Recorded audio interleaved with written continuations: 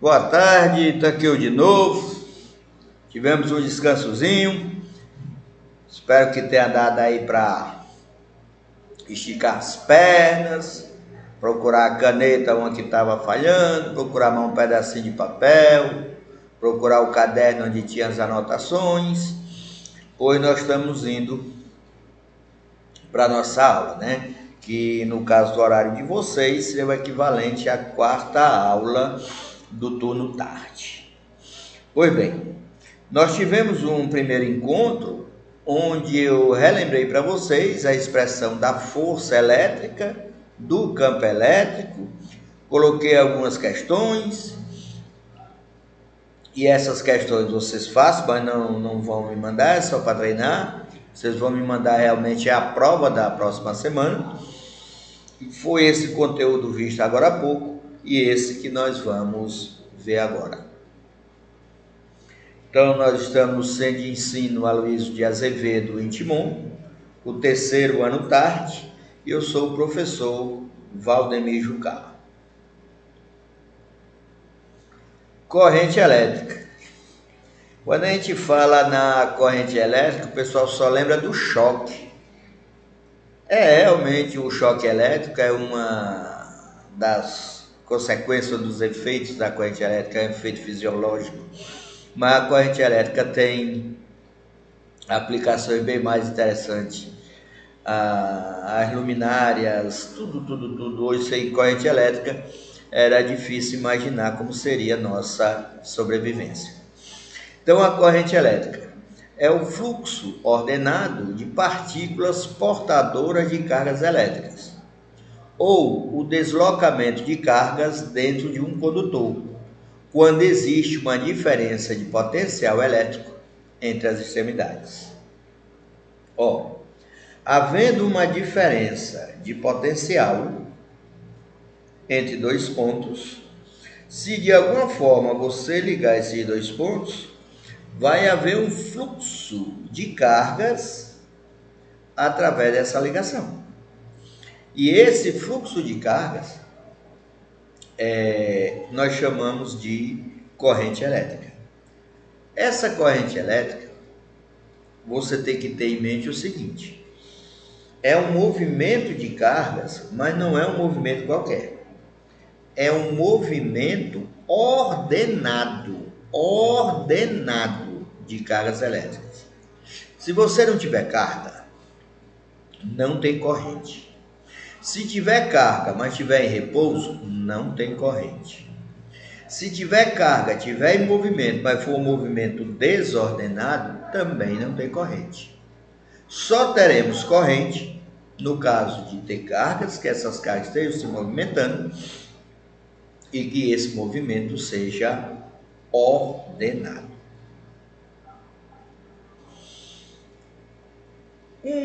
Uma maneira simples, mais simples do que estar metendo o dedo na tomada, era se você pegasse uma pilha. Perceba que a pilha sempre tem um ladozinho que é mais e um ladozinho que é menos. Essas duas extremidades nós chamamos de polo. É um polo positivo e um polo negativo. O fato de ser um positivo e um negativo, isso estabelece uma diferença de potencial. Quando você liga esses dois pontos, no qual há uma diferença de potencial por um fio condutor, por aí vai haver um fluxo de cargas, vai passar uma corrente elétrica. No nosso exemplo, nós colocamos uma lâmpada só para ver, para perceber ao vivo e a cores que realmente está passando uma corrente elétrica. As pilhas possuem dois polos, sendo positivo e outro negativo. As cargas elétricas se movimentam através de uma diferença de potencial elétrico, chamada de tensão elétrica. Essa diferença de potencial, pessoal, nós chamamos de diferença de potencial, tensão, queda de tensão ou simplesmente DDP. Por exemplo, na pilha, nós temos uma DDP, uma diferença de potencial, uma tensão de 1,5 volts. Na bateria de um carro, nós temos uma tensão de 12 volts. Já na sua tomada da sua casa, você tem uma tensão de 220 volts. E se eu quisesse determinar o valor, a intensidade, o módulo dessa corrente elétrica? Por enquanto, veja bem, por enquanto nós vamos ficar com a seguinte definição. A intensidade da corrente elétrica, que é o valor dela, e que nós vamos representar pela letra I, é a razão entre a quantidade de carga que atravessa um condutor e o respectivo intervalo de tempo gasto nessa travessia. Então, I é a corrente, esse Q é a quantidade de carga que vai atravessar o condutor e o ΔT é o tempo que essas cargas vão gastar na travessia desse condutor. A unidade de corrente elétrica. Como a corrente é definida como sendo a carga sobre o tempo, a unidade dela, corrente, é a unidade de carga por unidade de tempo. Então, seria Coulomb por segundo. É Coulomb por segundo. Só que essa relação Coulomb por segundo, nós chamamos de ampere. Ampere. Esse último ezinho, ele é mudo. Ampere. Então, a unidade de corrente elétrica é ampere. Tipos de corrente elétrica. Corrente contínua. A corrente contínua é a corrente que não possui variação no sentido. Essa corrente tem sua polaridade bem definida, com um polo negativo e outro positivo, sendo que a corrente permanece em uma só polaridade continuamente, como insinua seu próprio nome. Os elétrons da corrente contínua se movem em um único sentido. É a corrente fornecida por pilhas e baterias. A corrente, quando não contínua, ela é chamada de alternada.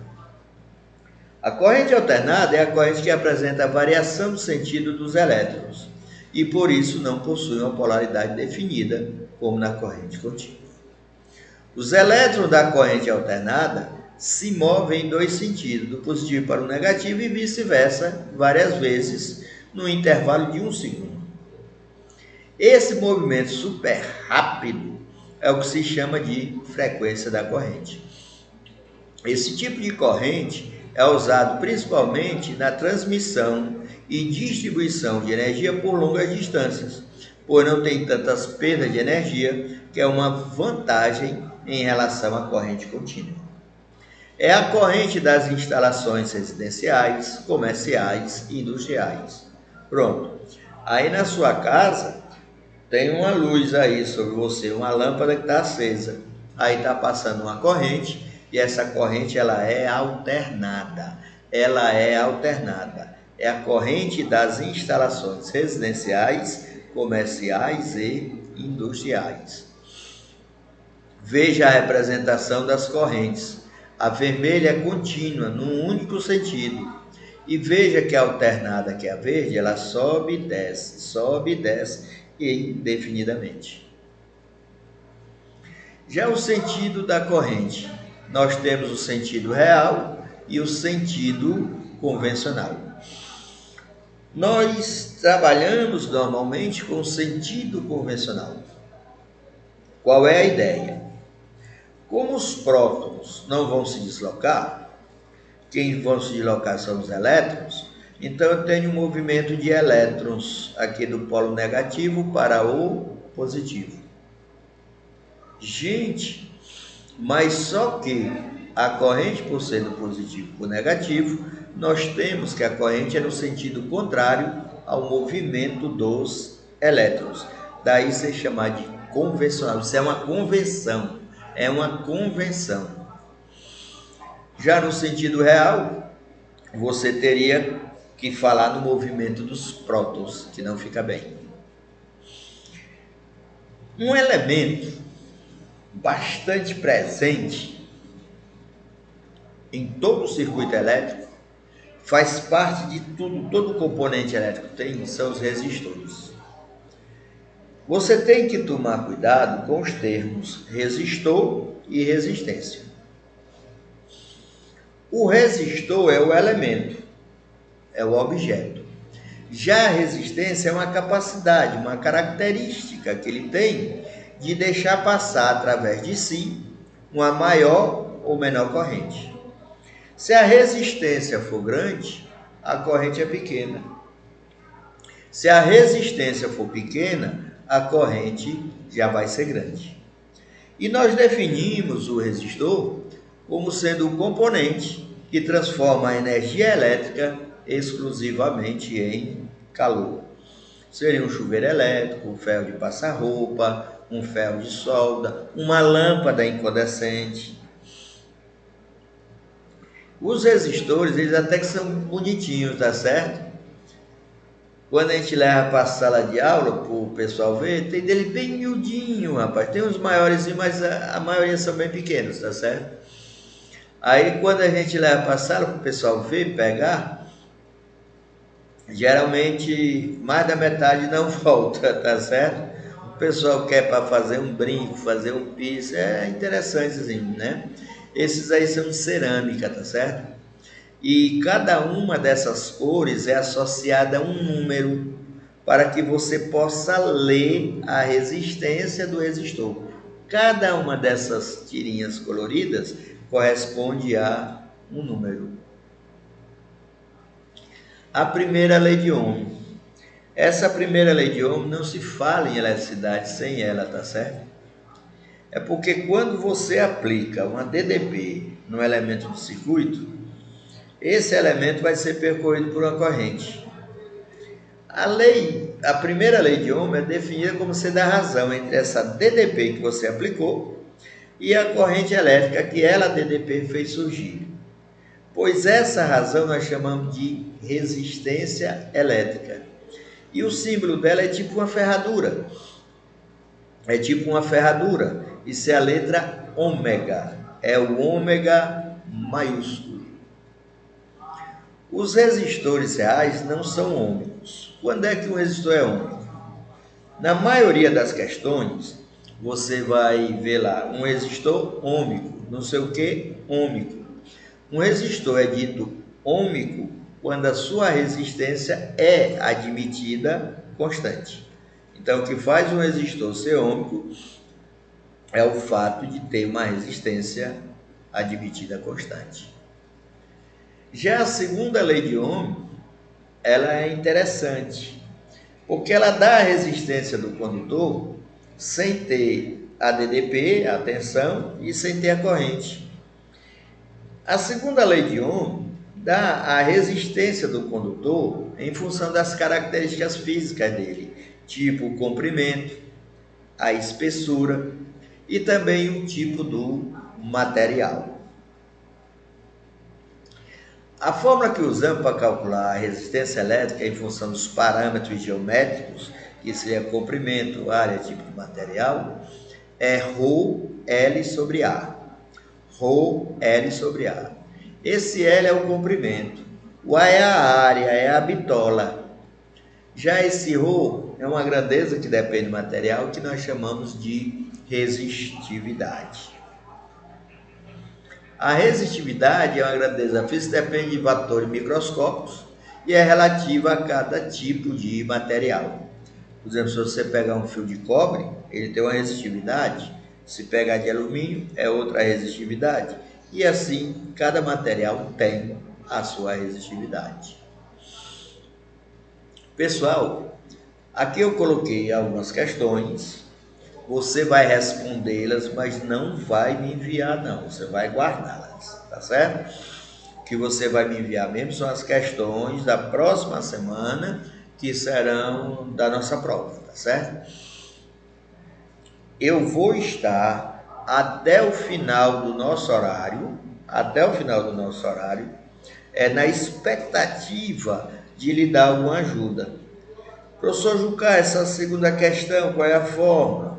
Professor Jucá, e a quinta questão, como é que eu faço? Eu vou estar à sua disposição. São 4 questões, são questões simples, você faça a sua conta, pegue o papel, faça os cálculos direitinho, não tenha preguiça e não tenha pressa, tá certo? Pois eu sou o professor Valdemir Jucá, é muito merecido o obrigado e as palmas que eu quero bater para vocês, pelo tempo que vocês se dedicaram e ainda vão se dedicar, na resolução dessas questões. E esses 2 conteúdos de hoje são os conteúdos da nossa prova. Não se desespere, não entre em pânico, porque com certeza você vai sair muito bem. Eu espero que você tenha uma boa tarde e fique com Deus. E Deus nos abençoe. Muito obrigado.